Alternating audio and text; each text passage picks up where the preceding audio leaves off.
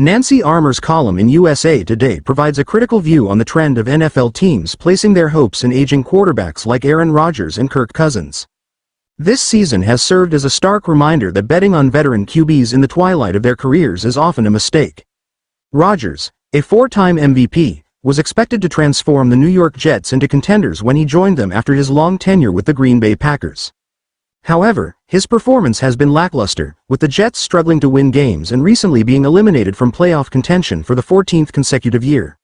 Rodgers' individual stats have been underwhelming as well, with just 3 wins and only 1 game with over 300 passing yards in nearly 3 years. His decision-making and accuracy have been inconsistent, highlighting that his age and declining physical abilities are catching up with him. Similarly, Kirk Cousins, who decided to stay with the Minnesota Vikings instead of signing a lucrative contract elsewhere, has not lived up to expectations. Over the past 4 games, Cousins has thrown no touchdowns and has been intercepted 8 times, significantly affecting the team's chances. Despite having a talented roster, including one of the best receivers in the league, Justin Jefferson, the Vikings have faltered and are now on the outside of the playoff picture.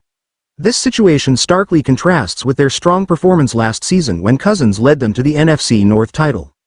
Armour points out that while exceptions exist, like Tom Brady and Peyton Manning, who managed to extend their careers and win championships with different teams, they are rare. Most aging quarterbacks don't experience similar success. Even Russell Wilson, after a disastrous stint with the Denver Broncos, has found a more favorable situation with the Pittsburgh Steelers, thanks in part to a strong defense and coaching from Mike Tomlin. However, Wilson's situation is more about the system around him than his individual performance. The columnist argues that NFL teams should avoid the nostalgia trap when it comes to veteran quarterbacks. The Green Bay Packers' decision to trade Rodgers to the Jets after a long career in Green Bay looks prescient now. Packers general manager Brian Gutekunst opted to move on a year earlier rather than wait until Rodgers' skills declined further. This decision has paid off, as the Packers are better off rebuilding with younger talent rather than clinging to an aging quarterback. Armour suggests that it's better for teams to move on too soon rather than be stuck in a rut, as the long-term impact of poor quarterback play can be devastating for a franchise's success.